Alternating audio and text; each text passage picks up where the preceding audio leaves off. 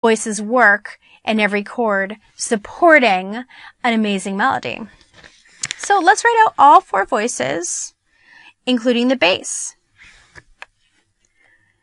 I wrote the soprano note out first, but I'm actually going to start with the bass note. When you're writing music, I want to stress you have to start with a foundation. You have to know the chord that you want, and you need to start with a low note in that chord. Because if you are basing everything from the top, you might not get a really strong sounding chord. You need to think about these things from the bottom, from the bass. So we're going to write from the bass up. Here's the bass voice, tenor voice, alto, soprano.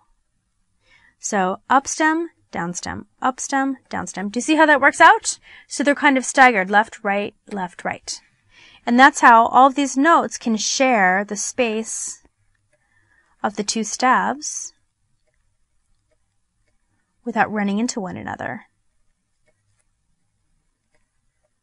Okay. C, E, D. Now, if your piano skills aren't that strong, playing through the chorales that you write, playing through the chorales that you may be copying from Bach or other composers of his Baroque era is a great way to improve your piano skills. And reading 4 parts at the same time, that's not easy. It can be kind of intimidating. In order to be an effective composer, you do need to have some kind of concept of playing some kind of instrument and not just computer software or computer notation programs. You really need to be able to get your hands on a keyboard at least and play through maybe 2 voices. If more than 2 voices is tough, you should try to make yourself learn how to play through at least 2 voices. It's much more interesting and satisfying to do that than to just click buttons and hear a machine do it for you.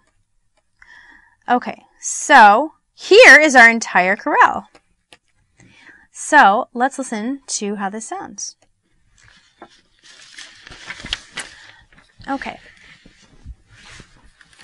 We're going to keep this here, and I'm going to, when I'm playing this, some of the voicing might come off the keyboard. You might not be able to see it all, but you're focusing on listening here.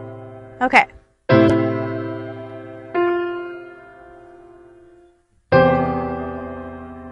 Okay, this is really pretty so far. Then we're going. The next beat, if you want to go this slow, this is fabulous. Totally go this slow. Then we have 2 voices moving at the same time, the D in the soprano and the D in the bass, moving toward this chord. Okay, the next beat.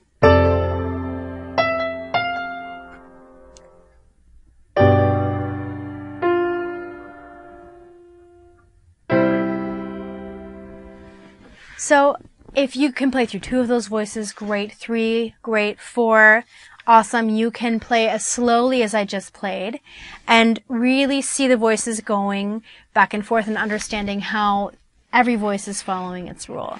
If you go back and study this chorale, you'll find there's no parallel writing. Every voice stays within its range, and we keep our contour of a good melody, and we harmonize it in a really interesting way. The last thing we're going to do is write out what chords Bach used. So in the key of C major, he starts with a 6 and then goes to 1, 6. If you're not certain about these Arabic numerals indicating the inversion, then you should definitely go revisit the music theory course, because you learn all about it in that course, and there won't be time here to review it. But here it is. You can take this progression and also rearticulate it through another key. You can try to play this out in the key of G. Thanks for watching this installment of composition, and stay tuned to Educator.com.